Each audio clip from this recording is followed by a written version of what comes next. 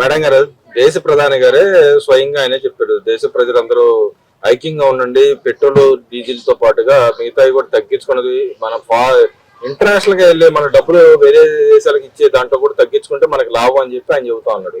ఆ దిశగా కేంద్ర రాష్ట్ర గవర్నమెంట్లు కూడా పొదుపు చర్యల్లో భాగంగా అందరూ తగ్గించుకుంటా వస్తాను, వాళ్ళ వెహికల్ కానీ మిగతా విషయాలు తగ్గించుకుంటాం. కానీ అసలు ఎందుకు చేయాలంటారు, దేనికోసం అంటారు, ఎవరి కోసం చేస్తున్నారంటారు? వాళ్ళు మన గురించే కదా, ప్రజల గురించే కదా. ఇప్పుడు ఆయన పొదుపుగా వాడుకోండి, పొదుపుగా ఖర్చు పెట్టుకోండి, డబ్బులు పొదుపుగా డీజిల్ ఏంటి పెట్రోల్ ఏంటి పొదుపుగా వాడుకోండి అని చెప్పారు. ప్రజల గురించే కదా ఆలోచించింది. మనం పొదుపుగా వాడుకుంటే ఆయన ఏమైనా తీసుకుంటాడా మన దగ్గర నుంచి? మనకే కదా. ఇప్పుడు మనం పిల్లల గురించి ఆలోచించి 10 రూపాయలు ఖర్చు పెట్టి దగ్గర 5 రూపాయలు ఖర్చు పెట్టి 5 రూపాయలు దాచుకుంటున్నాగా, ఆ 5 రూపాయలు మనకేగా. అలాగే ఇది కూడా మన గురించే, కేవలం ప్రజల గురించి చెప్పారు ఆయన. దాంట్లో తప్పే ఉంది. కాకపోతే ఏంటంటే ఆయన ఉన్న స్టేజ్ కి ఆయన ఆ మాట చెప్పాడనేసి ఓ గోలగోలు చేస్తున్నారు. ఈ అంబటి రాంబాబు గారు ఏం వాగుతున్నాడు ఆడికే తెలియట్లా. అంటే ఇక్కడ పేరుకి మాత్రమే చెబుతా ఉంటారు, ప్రజలు ఇబ్బంది పడతానని చెబుతా ఉంటారు, వాళ్ళు మాత్రం ఆచరించారని చెప్పి మాట్లాడుతూ ఉన్నారు కదా. ఎవరు ఆచరించట్లేదండి. చంద్రబాబు నాయుడు గారు 4 వెహికల్లో వెళ్తున్నారు చూస్తున్నాం. పవన్ కళ్యాణ్ గారు 3 వెహికల్లోనే వెళ్తున్నారు. లోకేష్ గారు 2 వెహికల్లోనే వెళ్తున్నారు. క్యాన్వై ముగ్గురు. మన గురించి కదా, వాళ్ళు పొదుపు చేస్తున్నారుగా. అంత స్టేజ్ లో ఆ రేంజ్ లో ఉన్న వాళ్ళు కూడా పొదుపుని మోడీ గారు చెప్పింది ఫాలో అయ్యి రాష్ట్రానికి సీఎం, డిప్యూటీ సీఎం, ఎడ్యుకేషన్ మినిస్టరే పాటించాలంటే మనం ఎంత ప్రజలు కూడా పాటించమనే చెప్పింది. తప్పే లేదే, మాకైతే తప్పు అనిపించలేదు. అంటే ఇక్కడ పొదుపు పాటించమని మీరు చెబుతున్నారు కానీ ప్రజలకు చెబుతున్నారు కానీ మీరు ఆశించలేదు. నిన్న లోకేష్ గారు స్పెషల్ ఫ్లైట్ వేసుకుని వెళ్ళాడని వాళ్ళు మాట్లాడుతున్నారు, ఎలా చూడొచ్చు? ఆయన బిజినెస్ కోసం వెళ్ళారండి, ఆడుకోవడానికి కాదు. బిజినెస్ ఇప్పుడు లోకేష్ గారు వెళ్ళారంటే ఎన్ని చోట్లకి వెళ్ళాడు ఆయన. అదే బస్సులోనో ట్రైన్లోనో వెళ్తే అవుతుందా? అవుతుంది కదా. ఆయన 1 రూపాయి పెట్టుబడి పెట్టి ఖర్చు పెట్టి వెళ్ళాడు అంటే రూపాయికి 100 రూపాయలు తీసుకొచ్చే దమ్ముంది అక్కడ, అందుకు వెళ్ళాడు. దాన్ని కూడా విమర్శిస్తారా? ఉద్విగ్నాలు లేని పొక్కలండి అసలు. అంటే ఇప్పుడు ఆయన బిజీ షెడ్యూల్ భాగంగానే ఆయన వెళ్ళాడు అంటారు, లేకపోతే ఆయన ఏదో ఎంజాయ్ చేయాలి కాబట్టి అలా తిరుగుతున్నాడు అంటారు? ఇక్కడ ఎంజాయ్ చేసేవాడైతే ఫ్యామిలీతో వెళ్తాడండి. ఒక్కడే బిజినెస్ కోసం రాష్ట్రాలు దేశాలు దాటి ఎన్ని ప్రాజెక్టులకి ఎన్ని చోట్లకి తిరుగుతున్నాడు. మళ్ళీ ఈ రోజు కూడా ఎక్కడ నుంచో వస్తారని తెలిసింది, సోషల్ మీడియాలో చూసా పొద్దుటే. ఎన్ని చోట్లకి ఒక రోజుకి 2-3 చోట్లకి తిరుగుతున్నాడు ఆయన. దాన్ని కూడా విమర్శించుకుంటూ కూర్చుంటే పని పాటలు లేని వాళ్ళు అంటే ఏదో చేశారంట. అట్లా ఉంది వీళ్ళ పని. మరి ఇక్కడ చూసుకుంటే మన రాష్ట్రంలో ఇవాళ యాంక్ ఫైటర్ జెట్ ప్రాజెక్ట్ ఏదైతే వచ్చిందో దాన్ని తీసుకొచ్చింది మేమే, మా వాళ్ళే వచ్చింది చెప్పి వైసీపీ నాయకులు మాట్లాడుతున్నారు. మరి ఒక పక్కన ఈ గవర్నమెంట్ అని మేము అనుకున్నట్టుగానే 11 లక్షల కోట్లు ఎంఓయూలు చేసుకుని దానిలో భాగంగా ఇవాళ 1 లక్ష కోట్ల ప్రాజెక్టు ఏపీకి రాబోతుందని చెప్పి గవర్నమెంట్ అనౌన్స్ చేస్తుంది, ఎలా చూడొచ్చుంటారు? పోనీలండి, ఆ మాట అనుకున్న ఆనందపడుతున్నారు కదా. పండేవండి, కష్టపడేవాడికి గుర్తింపు ఎప్పుడూ ఉంటది. ఇంకొకళ్ళు చేసింది మన ఖాతాలో వేసుకుని బుద్ధి ఎలకుంది. ఏది గత ప్రభుత్వం వైఎస్ జగన్మోహన్ రెడ్డి ఆ బ్యాచ్ అంతే. ఎందుకంటే ఆ మాట అంటున్నారు, ఆ బ్యాచ్ అందరూ సొంత డబ్బాలు కొట్టున్నారు కానీ ఎవ్వడూ ఏమి పీకింది ఏమి లేదు కదా అక్కడ. అంటే అంబటి రాంబాబు కూడా చెబుతున్నాడుగా, సొంత డబ్బా తప్పితే ఏం లేదు, ఈ గవర్నమెంట్ చేస్తుంది ఏం లేదు, 23 నెలలు ఏం చేయలేదని చెబుతున్నాడుగా. 23 నెలల్లో ఏం చేయలేదని ఒక అంబటి రాంబాబు వీధి కుక్క మురిగినట్టు ఆడు మురుగుతాడు గాని ఆ మాట ప్రజలు చెప్పాలి, మేము చెప్పాలి. అసలు ఏం చేస్తున్నారు రాష్ట్రానికి, ఏం తీసుకొస్తున్నారు, ఎన్ని బిజినెస్ తీసుకొస్తున్నారు, ఎంత డెవలప్ చేస్తున్నారు రాష్ట్రాన్ని అని ప్రజలు చెప్పాలి. మాకు ఈ పని చేయట్లేదు, చంద్రబాబు నాయుడు గారు ఎలక్షన్ ముందు ఈ మాట చెప్పారు, ఇప్పుడు చేయలేదు, ఒక్క పని కూడా చేయలేదని మేము చెప్పాలి. ఆయన అన్ని చేసుకుంటా వస్తున్నాడు. ఓ పక్కన ప్రజలకు ఏం కావాలో చూస్తున్నాడు, ఓ పక్కన మన రాష్ట్రానికి ఎన్ని బిజినెస్లు తీసుకురావాలో అన్ని తీసుకొస్తున్నాడు. ఎంత పెట్టుబడి పెట్టాలో, ఎంత పెట్టుబడి అన్ని దేశాల నుంచి పెట్టుబడులు తీసుకొస్తున్నాడు. మీరు ఇన్ని మాటలు చెబుతున్నారు కానీ వైసీపీ నాయకులు కూడా చెబుతా ఉన్నారు కదా, ఆ ప్రాజెక్టులను మేమే తీసుకొచ్చాం, మా నాయకుడు ఇనాగ్రేషన్ చేస్తున్నాడని చెప్పుకుంటున్నారు వాళ్ళు. మరి అవునండి, ఇప్పుడు ఒక చిన్న మాట, ఈ తైతెక్కల రోజే ఉంది. ఆయన గారు స్టాలిన్ గారు దాంట్లోకి వెళ్ళి పాదం పెట్టింది ఇందా. మళ్ళీ విజయ్ గారు కష్టపడి పాపం ఆయన పార్టీని గెలిపించుకుంటే మా జగనన్న ఫోటో ఎత్తి చూపించాడంట. జగనన్న ఫోటో, ఆ ఒక ఫోటో చూస్తేనే విజయ్ గారు గెలిచేశారంట ఆ తమిళనాడు రాష్ట్రానికి సీఎం గా ఆయన అయ్యాడంట. ఎత్తి మీ అన్న ఫోటో చూపిస్తే మరి ఆంధ్ర రాష్ట్రం మొత్తం ఎత్తి చూపించారుగా, మరి మీ అన్న మళ్ళీ ఎందుకు గెలాలా? తొక్కి ఎందుకు పారేసా? పనికి మళ్ళీ లేదో కాబట్టి, నువ్వు పనికి మళ్ళీ చెత్త మొహం దాని కాబట్టి. అంటే ఇక్కడ మరి ఇంకో మాట కూడా అంటుంది, ఇక్కడ రాష్ట్రంలో ఎక్కడ లాండ్ ఆర్డర్ లేదు అని చెప్పి చెబుతోంది. ఇంకో పక్క మా నాయకుడే గొప్ప నాయకుడు, దేశం కూడా మా నాయకుడి గురించి ఎదురు చూస్తోంది. ఇవాళ రోజు 15 ఏళ్ళు ప్రస్థానం బిగినాయి. ఆయన ప్రస్థానం దాదాపు 1,70,000 ఓట్ల మెజార్టీతో గెలిచారని చెప్పి ప్రచారం చేస్తా ఉన్నారు కదా. మరి ఎవరు? జగన్మోహన్ రెడ్డి గారు 15 ఏళ్ల క్రితం ఆయన ప్రస్థానం బిగినప్పుడు దాదాపు 1,75,000 మెజార్టీతో గెలిచాడు, మా నాయకుడు గొప్ప నాయకుడు అని చెబుతా ఉన్నారు కదా. అందుకనేగా అంత గొప్ప నాయకుడిని మేము భరించలేక పీకి 11 సీట్లు పక్కన కూర్చోబెట్టాం. అంత గొప్ప నాయకుడు మాకు వద్దు, అందుకే తీసేసాం. ఇంకా సొంత డబ్బాలు అలా సెల్ఫ్లు కొట్టుకుంటానే ఉంటారు, కొట్టుకునేవ్వండి. పని పాట లేదు కదా, ఏమి లేదు, కనీసం ప్రతిపక్ష హోదా కూడా లేదు.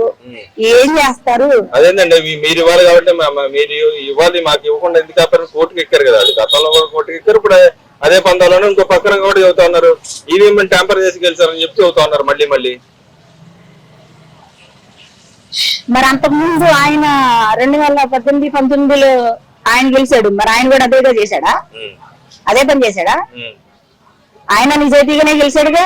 కాకపోతే ఏంటంటే ఆ జగన్మోహన్ రెడ్డి మీద నమ్మకంతో విశ్వాసంతో కాదు, ఓన్లీ వాళ్ళ నాన్నగారు వైఎస్ రాజశేఖర్ గారు ఆయన మీద ఉన్న అభిమానంతో ప్రేమతో జనాలు ఆయన కొడుకు ఏదో రాష్ట్రాన్ని ఉద్ధరిస్తాడు, మాకు ఏదో భవిష్యత్తాడు, మా పిల్లలకు భవిష్యత్తు ఇస్తాడని ప్రజలు ఓట్లు వేసినందుకు బాగా చేశాడు మాకు. కానీ మీరు ఆ మాట అంటారు కదా, చెబుతా ఉన్నారు కదా, పక్క రాష్ట్రంలో సీఎం గెలిపించి తొమ్ముతున్నాడు కదండి ఆయన. అందుకే నాకు ఈయన గెలవలేకపోయాడు. అంత ఇప్పుడు ఒక్క ఫోటో చూపిస్తేనే ఆయన పక్క రాష్ట్రంలో విజయ్ గారిని సీఎం చేసినాడు, మరి మన రాష్ట్రంలో ఈయన ఎందుకు సీఎం అవ్వాలా? అంటే పక్కింటి పులకూర రుచి అంటారా? పుల్లకూర రుచి తీపో మరి మనకు తెలియదు, కానీ వాళ్ళైతే ఎంతసేపు సెల్ఫీ డబ్బాలు కొట్టుకోవడమే పని, వేరే పనే లేదు. మరి ఇక్కడ చూసుకుంటే ఈ రోజు రాష్ట్రంలో పెట్టుబడులు ఒక పక్కన వస్తా ఉంటే ఇంకో పక్కన ఎక్కడెక్కడ తిరుగుతా ఉన్నారు. కానీ ఇంకో పక్కన చూసుకుని సంక్షేమ పథకాలు ఎక్కడ అమలు కావట్లేదు. దాదాపు సంక్షేమ పథకాలు వచ్చే డబ్బులు కూడా తగ్గించేస్తాను, 48,000 ఇస్తారు రాష్ట్ర ప్రజలకు అని చెప్పి మాట్లాడుతా ఉన్నారు. నిజంగానే సంక్షేమ పథకాలను తగ్గిస్తుంది ఈ గవర్నమెంట్? మాకు తెలిసి అయితే ఏమీ లేదండి. సంక్షేమ పథకాలు ఎవరికి అందాల్సిన వాళ్ళకి ఎలిజిబుల్ లో ఉన్న ప్రతి ఒక్కరికి ప్రతి పని జరుగుతుంది. మరి ఇక్కడ ఇంకో పక్కన చూసుకుంటే తిరుపతిలో మొన్నటిదాకా లడ్డు వ్యవహారం నడిస్తే ఇప్పుడు శ్రీవాణి టికెట్లు లోకేష్ గారు అమ్ముకుంటున్నాడు, వాళ్ళ పక్కన ఉన్నాడు, అందరూ అమ్ముకున్నారు. ఎక్కడ కూడా ఒక టికెట్ కూడా అమ్మట్లేదు. ఈ నెలలో 3-4 టికెట్లు అమ్మారని చెప్పి 3 నెలలు అని చెప్పి అంటా ఉన్నారు. నిజంగానే లోకేష్ గారు అమ్ముకుంటున్నాడా తిరుపతిలో టికెట్లు? అంటే రోజే అమ్మింది అంతకు ముందు, అందుకనే ఏదో అంటారు సరా, పచ్చకామర్లు వచ్చిన వాళ్ళకి లోహం అంత పచ్చగా కనపడిద్దని. అంతకు ముందు రోజే ఆర్కే రోజా అలాగే టికెట్లు అమ్ముకుని సంపాదించుకుంది కాబట్టి ఆ బురద వీళ్ళకి కూడా పూద్దామని చూస్తుంది. మరి ఇంకో పక్కన చూస్తే కడపలో మొన్న ఏదైతే గొడవ జరిగిందో అది టీడీపీ వాళ్ళు చేపించారు. టీడీపీ నాయకుడు గవర్నమెంటే చేపిస్తుంది, గొడవలు పెడుతుంది, కులాల మధ్య చుట్టూ పెడుతున్నాడు చంద్రబాబు నాయుడు అని చెప్పి మాట్లాడుతాను. నిజంగానే ఆ వ్యవహారంలో గవర్నమెంట్ పాత్ర ఉందంటారు అసలు? ఇప్పుడు కులాల గురించి ఎత్తి మాట్లాడింది ఒక ఆర్కే రోజని 2 సార్లు మేము చూసాం. ఒక చోట ఎక్కడో ఎవరింటికి వెళ్ళినప్పుడు మేము ఎస్సీని కాదమ్మా, దూరంగా ఉంది అందొక చోట. తిరుమల తిరుపతి దేవస్థానం పైకి వెళ్ళి అక్కడ పారిశుద్ధ కార్మికులు దగ్గరికి వస్తే అక్కడ నుంచోండి, దూరంగా ఉండండి అంది. ఎవరు తక్కువ చేసి మాట్లాడుతున్నారు? అసలు కులంతో పనే ఉందండి. వాళ్ళ అందరం మనుషులమా కాదా? అది కావాల్సింది. అందరం మనుషులమే కదా, దాని గురించి చూసుకోవాలి, దాని గురించి మాట్లాడాలి. అని కులం ఏంటి? కులం అసలు ఇంకా ఈ జనరేషన్ లో కూడా కులం ఎత్తి మాట్లాడింది ఆ పనికి మనల్ని చెప్తారు మోహన్ రోజానే మాట్లాడింది. అంటే ఇక్కడ కూటమి ప్రభుత్వం కుల మతాల మధ్య చిచ్చు పెడతారని చెప్పి మాట్లాడింది. అలా అనుకుంటే ఇప్పుడు చంద్రబాబు నాయుడు గారు సాకలోళ్ళ ఇంటికి, మంగళోళ్ళ ఇంటికి, కోముట్లని, బ్రాహ్మణులని, కాపులని, రెడ్లని, ఇంకా ఏ కులమో చూడట్లా. అందరి ఎవరికైతే పరిస్థితి కాలేదు వాళ్ళందరికి వెళ్ళి వాళ్ళ ఇంట్లో కూర్చుని వాళ్ళ ఇంట్లో మంచినీళ్ళు తాగి వాళ్ళతో పాటు టీ తాగి చేస్తున్నాడు. కులం ఎక్కడండి చూశాడు ఆయన? ఎక్కడ చూశాడు? మన రాష్ట్రంలో ఉన్న ప్రజలు అందరూ ఆయనకి బిడ్డలతో సమానం అనుకుని అందరితో ఉన్నాడు, అందరితో తిరుగుతున్నాడు, అందరికీ న్యాయం చేస్తున్నాడు. ఈ పనికిమాల రోజే పనికిమాల మాట మాట్లాడుతూ ఉంటది. మరి ఇక్కడ చూసుకుంటే దుబారా ఖర్చుల గురించి మాట్లాడినప్పుడు మరి నిన్న ఆయన నిన్న లోకేష్ గారు అన్న ప్రయాణం దృష్ట్యా ఆయన వెళ్ళడం జరిగింది, ఫ్లైట్ లో వెళ్ళడం జరిగింది, దాన్ని కూడా ముందు చూస్తున్నారు. మరి వాళ్ళ నాయకుడు ఆయన ఒక పెళ్లికి వెళ్ళడానికి అంగు ఆర్భాటంతో వెళ్ళింది దాన్ని చూసాం. ఎలా చూడొచ్చు అంటారు రెండింటిని? పెళ్లికెళ్ళి అంగవారి బాటలు కాదు కానివ్వండి, చంద్రబాబు నాయుడు గారు తక్కువని కింద కూర్చుంటారు, హాస్పిటల్ వేసుకుని తక్కువని పైకి లెగుతారు. ఈ జగన్మోహన్ రెడ్డి రెండు స్టెప్లు నిచ్చి వేసుకున్నాడు. హెలికాప్టర్ ఎక్కడానికి 2 స్టెప్లు నిచ్చి వేసుకుని హెలికాప్టర్ ఎక్కుతున్నాడు. ఒక్క అడుగుతో ఎక్కి దిగేది అది. బాబు గారు అయినాడు అక్కడ పేటేసుకోవడం మేము చూడలేదు. అదేనండి మావాడు బంగీ జంప్ చేస్తున్నాడని చెప్పి మొన్న ప్రచారం చేశారండి. బంగీ జంప్ చేస్తాడేమో, హెలికాప్టర్ ఎక్కలేడు. అదేనండి విదేశాల్లో వెళ్ళి మరి అంత ఆయన రెస్ట్ తీసుకొని వచ్చాడు కదా, ఆ మాత్రం ఓపిక లేకుండా పోయాడంటే. అంటే రెస్ట్ తీసుకోవడానికి ఏసీ రూమ్ లో వెళ్ళి పడుకోవడానికి ఇక్కడ ఎక్కి దిగడానికి తేడా లేదా? చంద్రబాబు నాయుడు గారు ఊరికి అలాగా 25 కేజీల మూట ఇలా ఎత్తి ఇలా పెట్టేస్తారు. ఈయన కొబ్బరికాయ కొడతాం రాదు, దేవుడి ప్రసాదం ఇస్తే తీర్థం ఇస్తే ఎలా తీసుకోవాలో తెలియదు. కింద కూర్చుని లేగలేడు, 4 పట్టుకుని లేపాలి ముసలోని లేపినట్టు. రేపో మాపో పోయేవాడు అని చంద్రబాబు నాయుడు గారిని ఇంతకు ముందు ఏదో మీరు అన్నప్పుడు విన్నాను నేను.